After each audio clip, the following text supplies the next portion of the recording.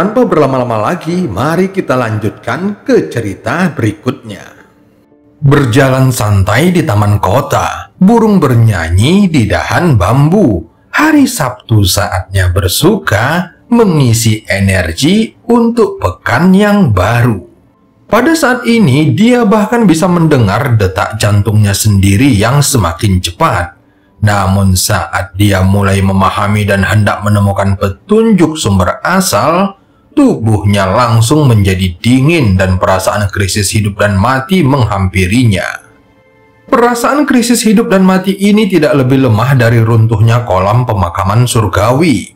Bahkan perasaan itu beberapa kali lebih kuat dari keruntuhan itu.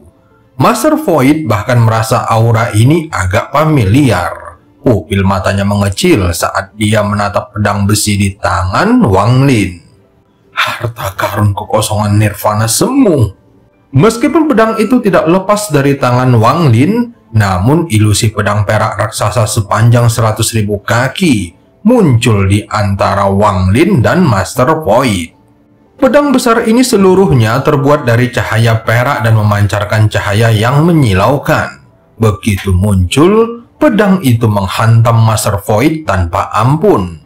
Master Void menghirup udara dingin dan matanya dipenuhi keterkejutan. Waktu yang dibuat Wang Lin sangat tepat dan itulah kunci dari formasi pembunuh ini. Bahkan pedang perak itu terlalu cepat, jauh lebih cepat daripada seorang kultivator penghancur nirvana yang bisa mengucapkan mantra. Seketika cahaya perak itu menghantam dada Master Void. Tepat pada saat ini, jiwa asal Master Void keluar dari tubuhnya dengan kecepatan yang tak terbayangkan dan mengelilingi tubuhnya. Tubuh Master Void bersinar ungu dan jiwa asalnya sepenuhnya berwarna ungu. Jiwa asal seorang kultivator biasa sangatlah rapuh, jadi mereka bergantung pada tubuh fisik.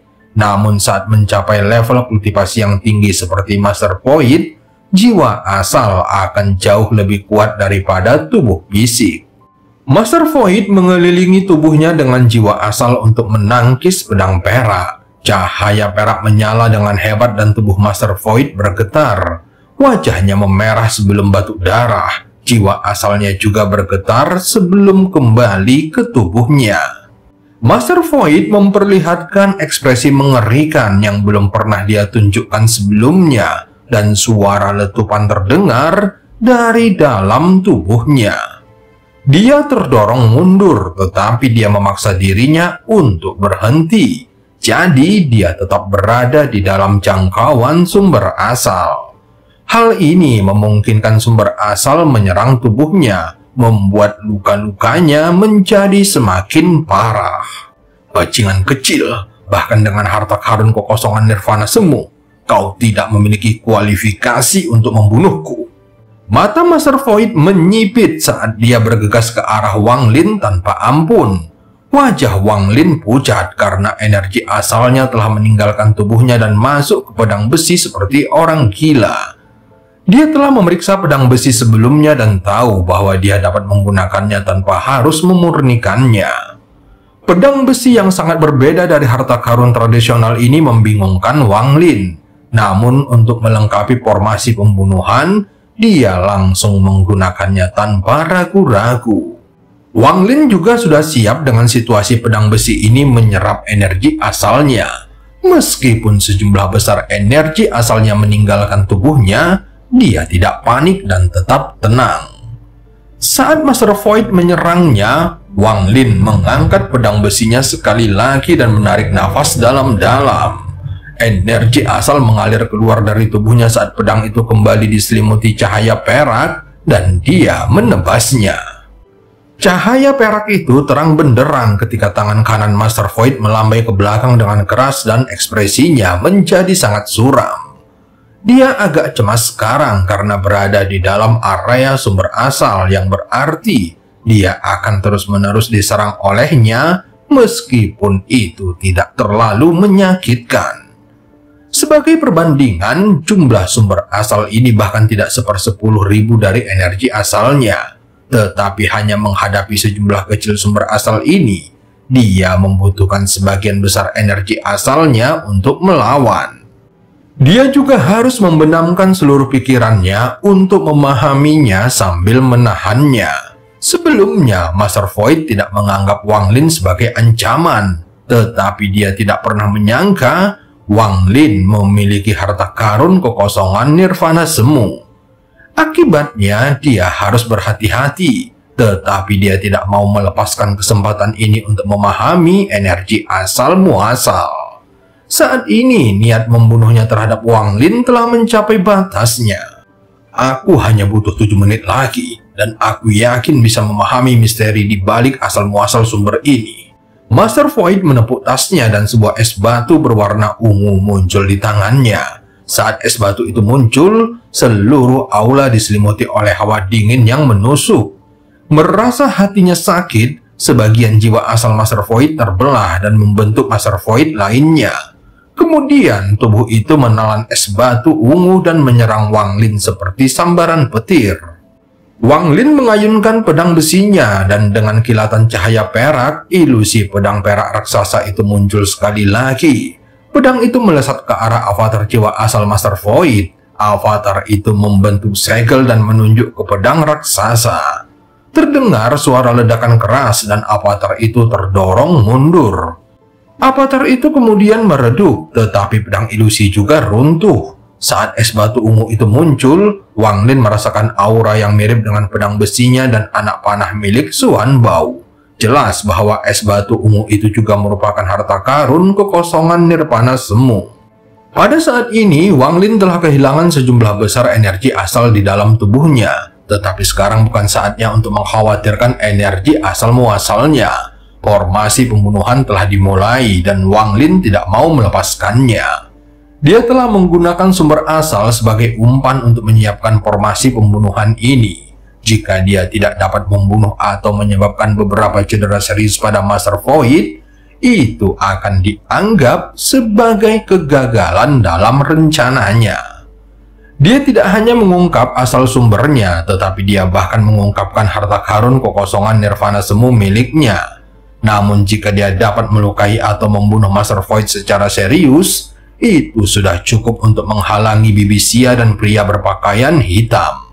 Setelah menarik napas dalam-dalam, Wang Lin memutuskan untuk menutup matanya. Ketika dia menggunakan pedang besi ini, dia merasa bahwa pedang besi ini memiliki jiwanya sendiri. Ketika dia menggunakan pedang besi ini, dia merasa bahwa pedang besi memiliki jiwanya sendiri.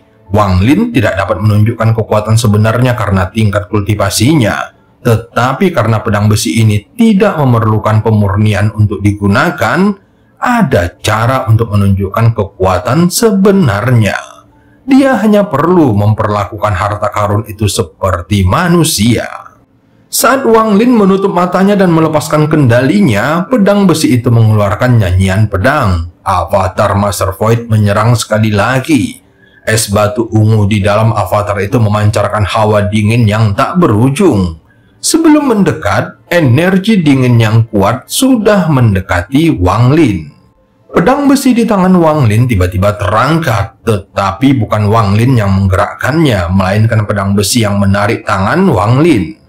Energi asal Wang Lin meninggalkan tubuhnya dengan cepat, dan pedang besi itu melepaskan nyanyian pedang yang menggetarkan surga, seolah-olah dia sedang bahagia.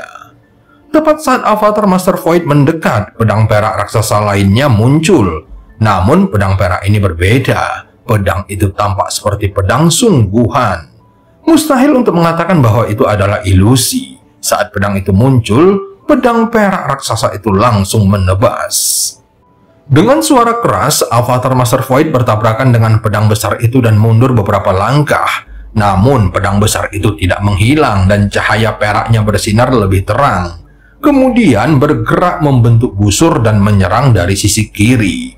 Serangan kedua terhubung dengan serangan pertama, seolah-olah itu adalah manusia biasa yang menggunakan ilmu pedang.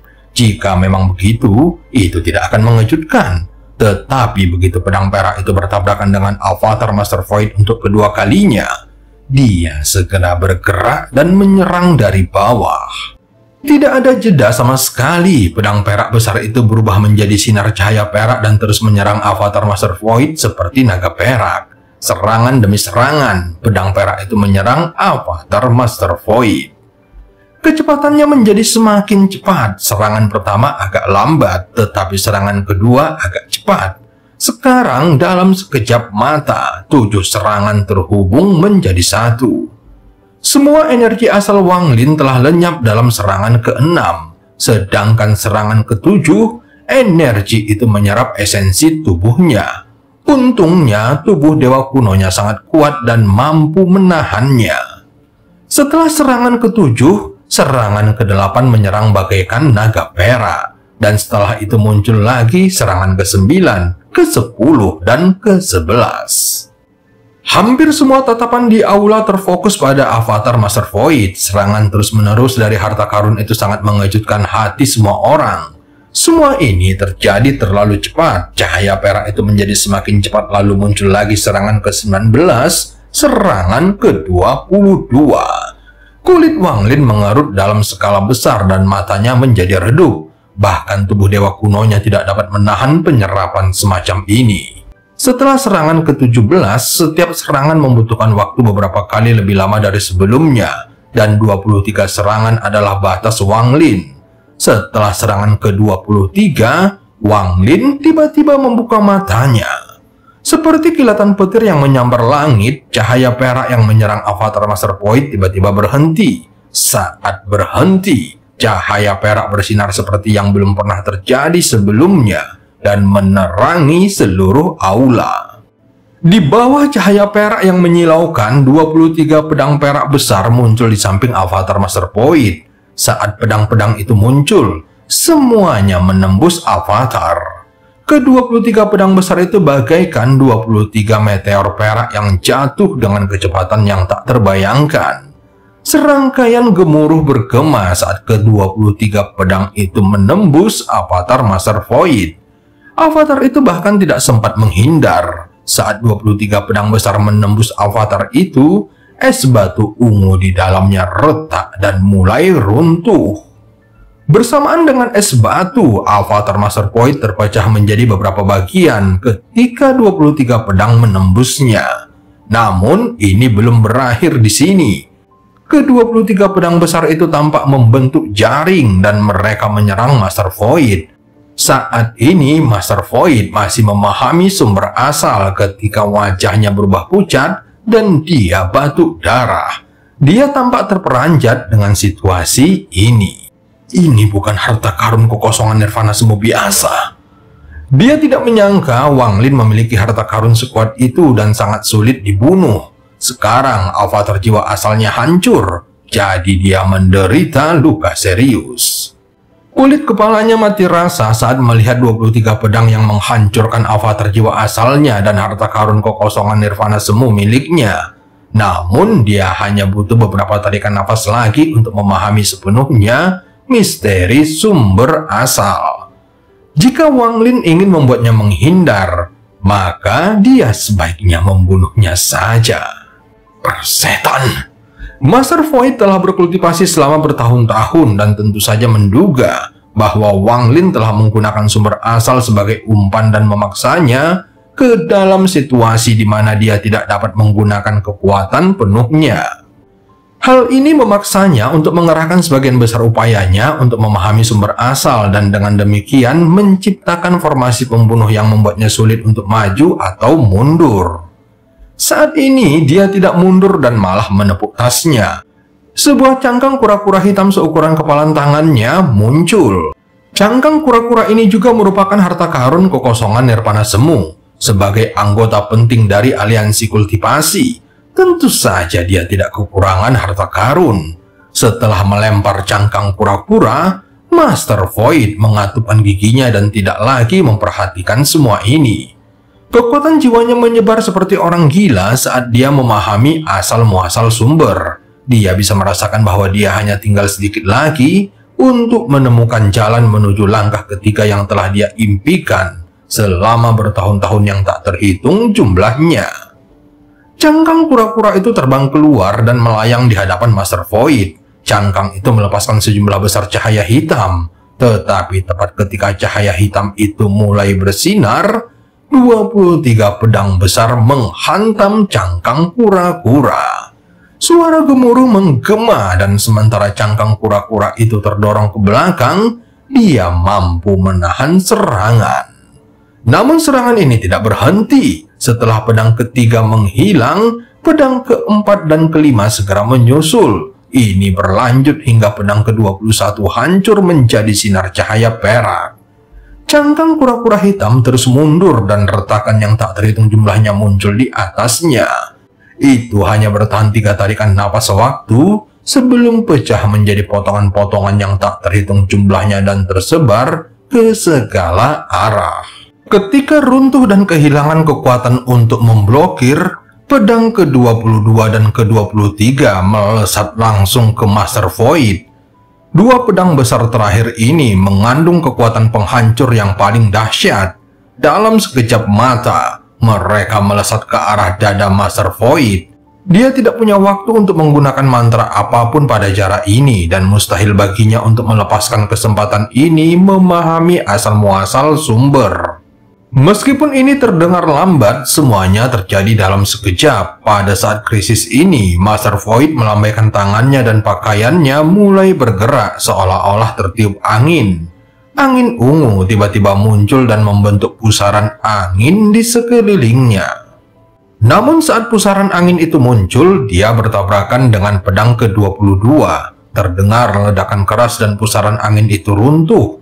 Saat benda itu runtuh, pedang terakhir langsung menembus dan mendarat di dada Master Void. Pada saat yang sama, mata Wang Lin bersinar terang. Dia sedang menunggu saat ini yang merupakan saat terakhir dari formasi pembunuh ini. Dia segera mengangkat tangan kirinya dan mengusap bekas karat pada pedang besi. Begitu tangan kirinya memegang karat, dia menjentikkan jarinya. Ketika Master Void terkena pedang ke-23, dia batuk darah, wajahnya pucat, pakaiannya compang-camping dan dadanya berdarah. Hampir selesai. Master Void tampaknya sudah gila. Dia sama sekali mengabaikan luka-luka di tubuhnya dan fokus untuk memahami asal-muasal sumber. Dia merasa bahwa dia sudah sangat dekat dengan jalan menuju langkah ketiga dan akan segera tercerahkan sepenuhnya. Namun pada saat ini, kekuatan aneh dari karat memasuki kehampaan ketika Wang Lin menjentikkan jarinya. Tepat ketika Master Void hendak memahami jalan menuju langkah ketiga, karat itu terbang seperti angin sepoi-sepoi. Tubuh Master Void bergetar dan sejumlah besar darah menyembur keluar dari dadanya. Bahkan darah keluar dari semua lubangnya sehingga memaksanya mundur. Ini membuatnya meninggalkan cahaya merah tempat asal-muasal sumber berada, dan semua yang dia kerjakan hancur dalam sekejap. Tidak.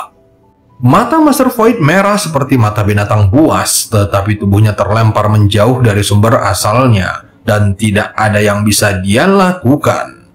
Pada saat yang sama, sejumlah besar darah menyembur keluar dari tubuhnya. Mata ketiga Wang Lin menyala dan cahaya merah kembali.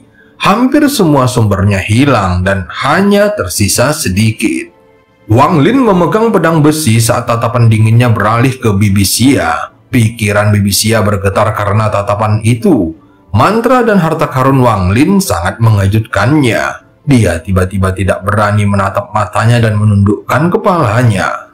Adapun pria berpakaian hitam itu, ketika Wang Lin menoleh, mata pria berpakaian hitam itu menunjukkan keterkejutan dan ketakutan. Tanpa diduga, dia juga tidak berani menghadapi Wang Lin. Aura yang dimiliki Wang Lin saat ini adalah yang terkuat yang pernah ada di dalam hidupnya.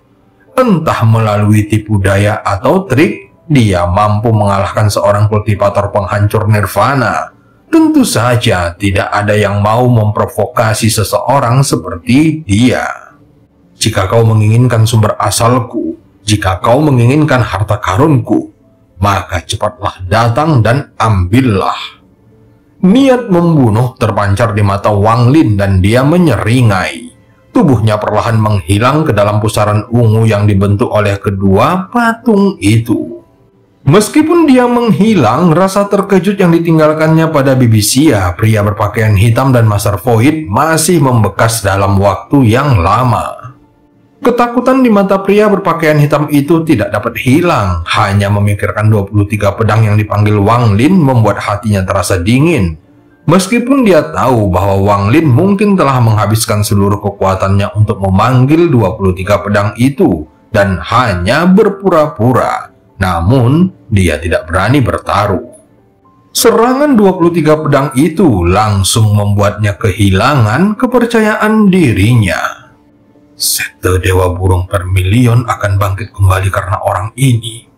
Mereka tidak hanya akan kembali ke kejayaan mereka sebelumnya, mereka juga akan mencapai ketinggian baru. Orang ini memiliki sumber asal. Siapa yang memberinya? Pria berpakaian hitam itu gemetar dan ketakutan di matanya menjadi semakin kuat. Saat ini tubuh Master Void jatuh ke tanah. Wajahnya pucat dan dia dalam kondisi yang menyedihkan. Matanya juga dipenuhi dengan frustasi. Hanya tinggal sedikit lagi.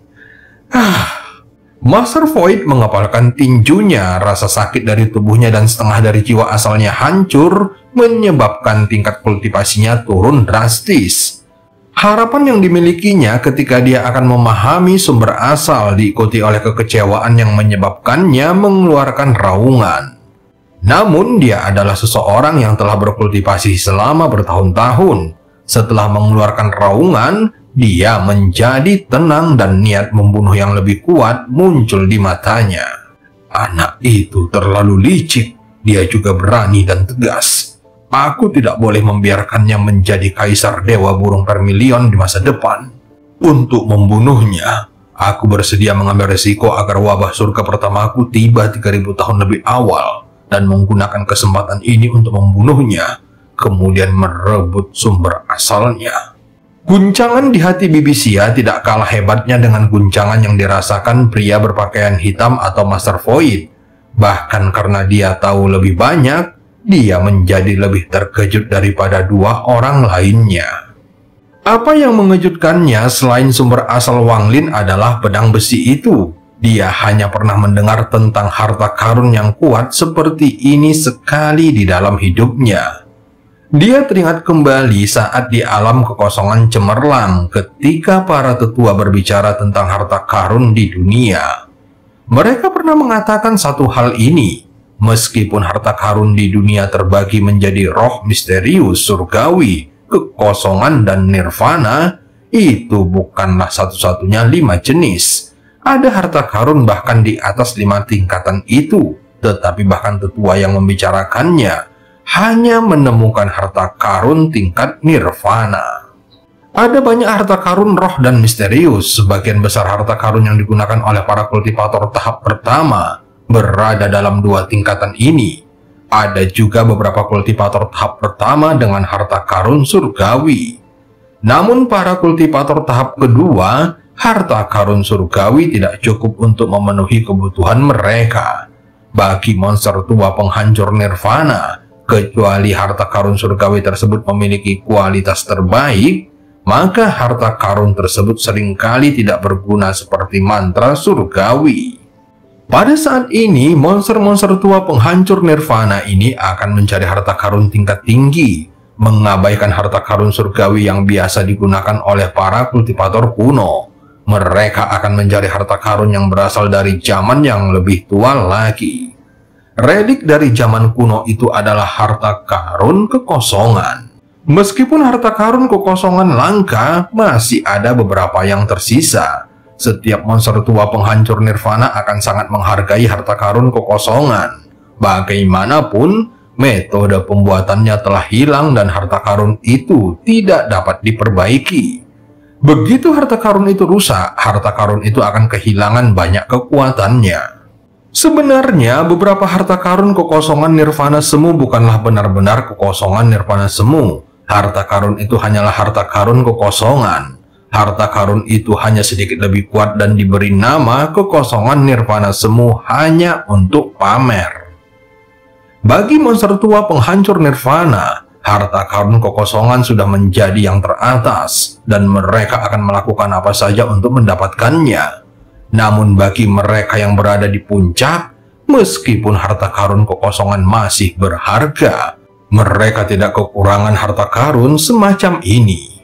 Sebenarnya tidak ada satupun harta karun di dunia ini yang menarik perhatian mereka. Yang mereka kejar adalah bagaimana melampaui langkah kedua menuju langkah ketiga legendaris yang mereka semua impikan. Namun langkah ketiga ini terlalu halus dan jalannya terlalu samar. Mereka hanya bisa menunggu 5 wabah surga datang satu persatu. Pada akhirnya, mereka akan menjadi sebutir pasir di antara ombak dan mati. Bagi para monster tua yang telah hidup lama, mencapai tahap ketiga bukanlah lagi mimpi atau harapan, melainkan keinginan untuk hidup. Hanya dengan kekuatan tahap ketiga, mereka dapat bertahan dari 5 wabah surga. Jika tidak, yang menanti mereka adalah kematian. Di masa lalu, seorang kultivator dari sistem di bawah alam surgawi angin tiba di sistem bintang aliansi. Meskipun dia belum mencapai langkah ketiga, dia telah melewati wabah surga keempat. 5 wabah surga adalah hal yang harus dihadapi oleh semua kultivator penghancur nirvana. Setiap kali mereka melewati wabah surga, kekuatan mereka akan meningkat pesat. Namun itu terlalu sulit dan jika gagal, mereka akan langsung mati. Alasan orang itu mampu melewati wabah surga keempat adalah karena dia memiliki harta karun ajaib. Harta karun ini adalah harta karun nirvana. Setelah diselidiki, harta karun nirvana tampaknya berasal dari zaman purba, tetapi jumlah yang tersisa sangatlah sedikit. Meskipun demikian, para monster tua penghancur nirvana menemukan catatan harta karun yang berada di luar harta karun kekosongan. Tetapi itu hanya berada di tingkat kedua setelah harta karun nirvana. Ini adalah harta karun kekosongan nirvana semu. Meskipun harta karun kekosongan nirvana semu tidak selangkah harta karun nirvana, namun hanya sedikit yang masih tersisa. Hampir semuanya berada di tangan para kultivator penghancur nirvana puncak. Syarat untuk bisa bergabung dengan kelompok tetua aliansi adalah memiliki harta karun kekosongan nirvana semu. Di samping kenyataan bahwa harta karun ini sangatlah kuat, mereka juga memainkan peranan tertentu dalam membantu seorang kultivator melawan 5 wabah surga. Harta karun kekosongan nirvana semu juga dibagi ke dalam beberapa tingkatan. Harta karun tersebut dibagi menjadi tingkatan rendah, menengah, tinggi, dan atas seperti harta karun pada umumnya. Bagaimanapun, semua harta karun ini ditinggalkan oleh para leluhur. Para keturunannya bahkan tidak tahu cara membuatnya, apalagi mengkategorikannya dengan benar. Itu dapat menyerap niat membunuh seorang kultivator, membentuk ilusi, dan memiliki kekuatan seperti itu. Harta karun di tangan Wang Lin mungkin adalah harta karun kekosongan nirvana semu berkualitas tinggi, atau bahkan harta karun kekosongan nirvana semu puncak.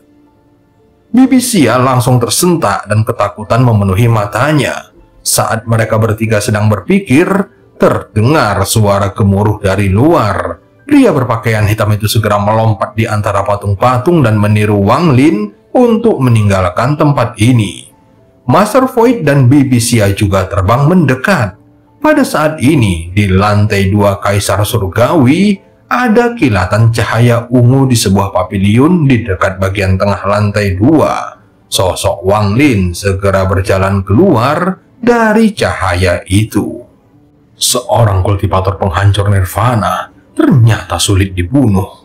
Master Void telah terluka parah, tetapi masih belum mati. Ada juga wanita cantik itu. Dan sekarang, ketika Wang Lin muncul, dia langsung batuk seteguk darah dan menunjukkan tanda kelelahan yang langka. Kekuatan pedang besi ini berada di luar imajinasiku. Aku tidak menyangka pedang ini akan memiliki kekuatan seperti itu.